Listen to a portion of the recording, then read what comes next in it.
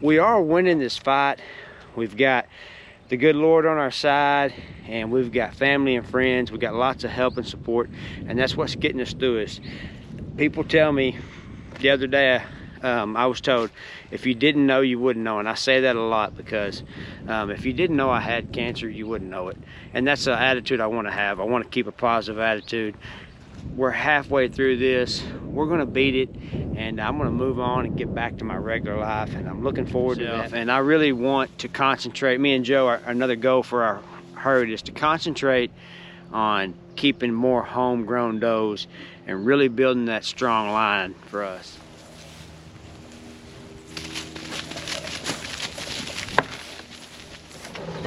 Well, what's going on, guys? Welcome back to Bonham Tx. I'm Josh. Thanks for clicking on this video.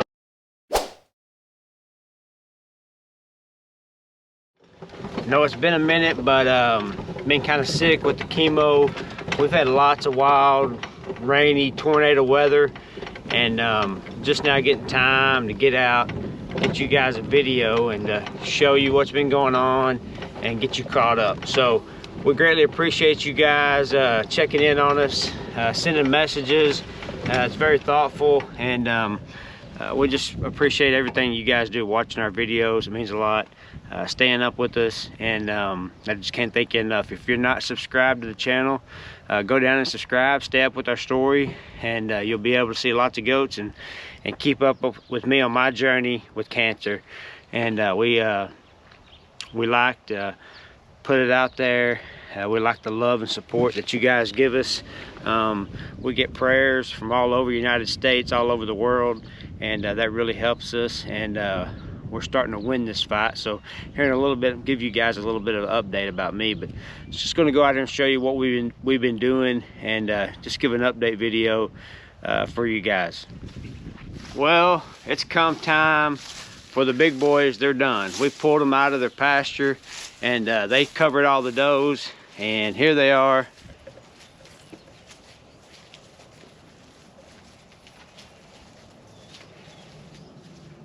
They've done their job. They've covered over 80 head of does, and we put them in here in this little bitty paddock, and they got like a little 2-acre pasture. That's where they reside for most of the year, unless they're in breeding season. But the transition wasn't too bad. It was one day last week. It was kind of raining and cold, and Joe got it taken care of. I didn't get to film it because I like to typically film the reaction together, but I just wasn't up for it. So I come in the pasture where these guys are at, get a better look at them. As always, they do a great job for us, and they take care of business, and the crosses that we make on these guys are just what we're really looking for in a goat. And then this year we took some and crossed them back. So we did a little bit of line breeding. We're trying that. We're trying crosses on them back to another one, and I'm going to be getting a new buck soon. So if you guys want to stick around for that, that's going to be big for our farm, big for our genetics, and I can't wait to share that information with you guys. But we really like what these two bucks have done for our program, BT and Megawatt. They have really just changed it for us, and made our does better. And with the kid crop that we got to cross on the new buck, it's gonna be great.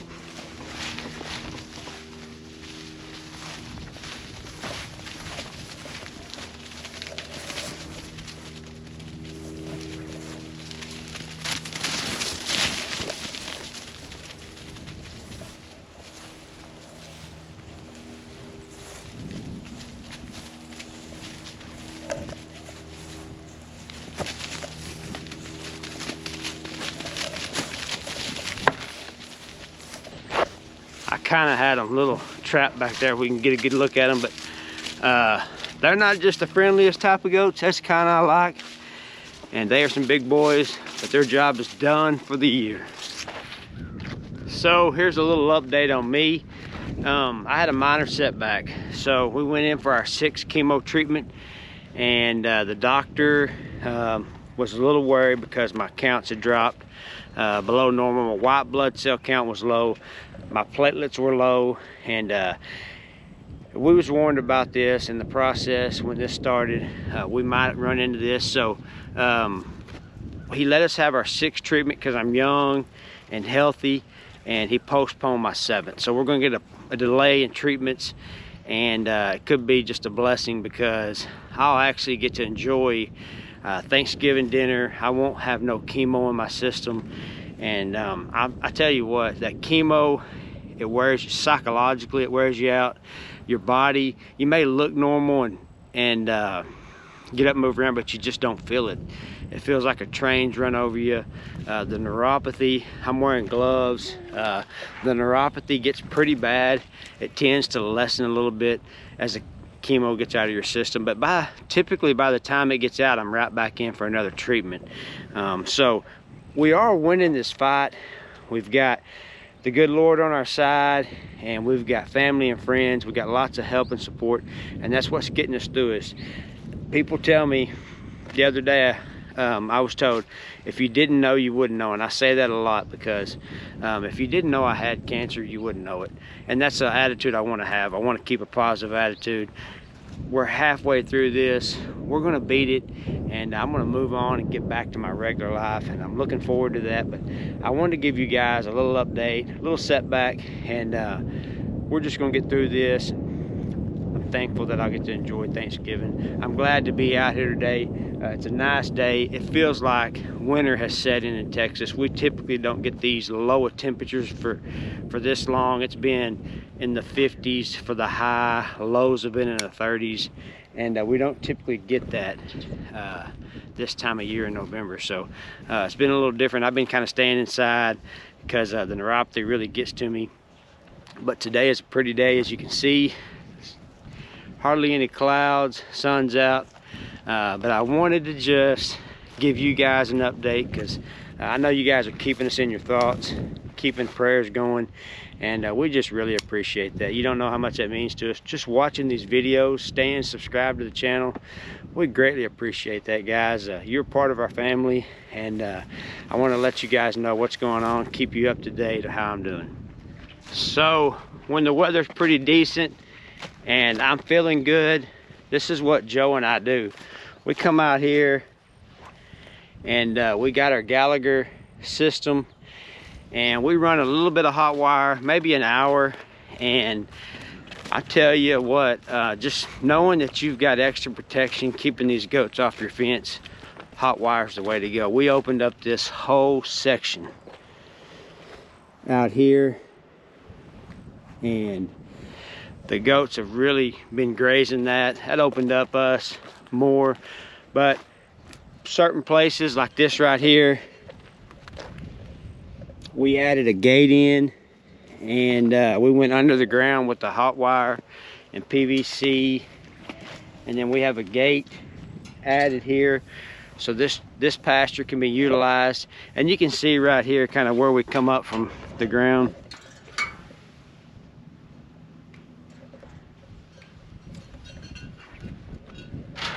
So our charger will charge about 30 acres, and we're not even lighting up 15. So we've got this 10, and then we're going to have this whole 5 acre. We've started and ran all the way down there. We crossed this backside. We've come up halfway the other side, and we've got this side done up to there, all the way up to where the hay is on the hill. So just doing an hour with 2 people, it don't wear me out.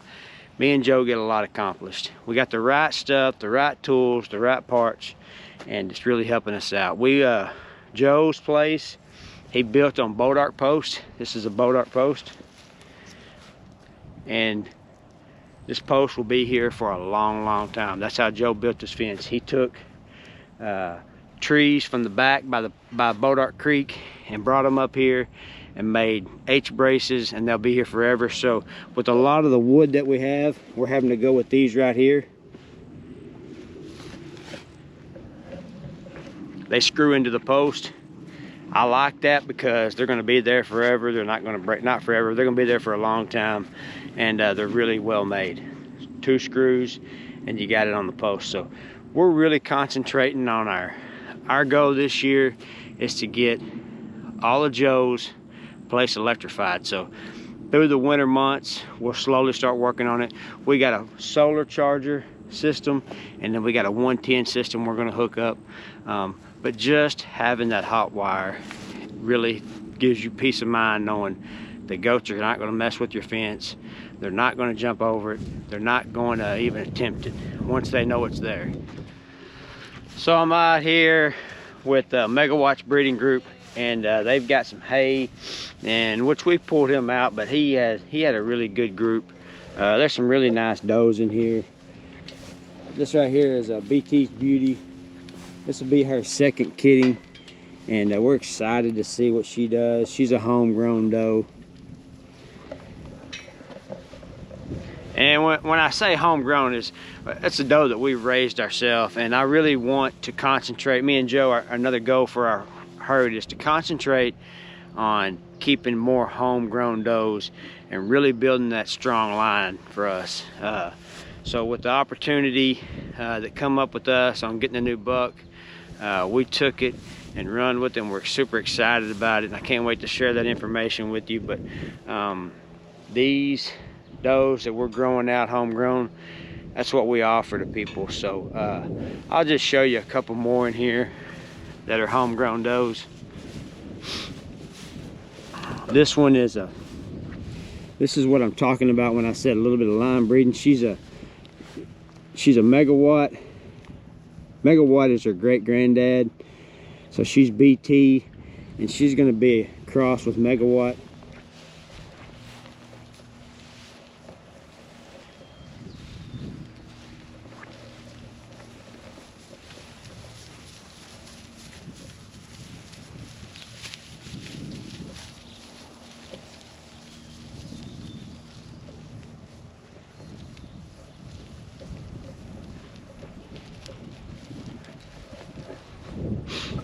So what we'll do is, here in a few weeks, we look at these goats and we know who's pushy, who's bossy, and we're going to do some separation.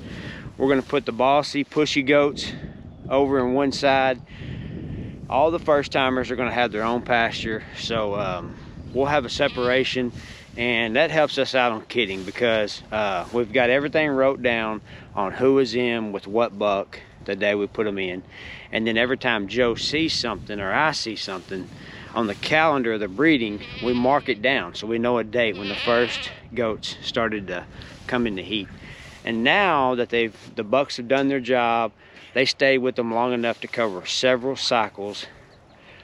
We've pulled the bucks and we've got these does in pastures. So the next phase is to put these does in their pastures where they belong as far as their temperament. And then you'll have all first timers. But we're just looking forward to kidding season, and we've just got an outstanding set of does. I can't hardly find a bad one in the bunch, and you know what that's from? That's from culling. That's from hauling them off to the market, not doing their job here, and us trying to raise a better goat. Check out this black one right here.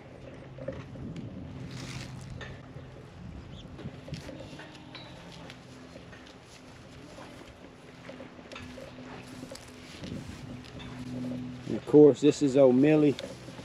She's one of my favorites.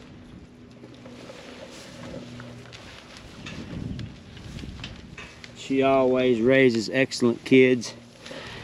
She is Megawatt's half sister, so she went in with Megawatt, so we're gonna have some line bred Titans Hammer kids, and I can't wait to see what she throws. We always put her with BT.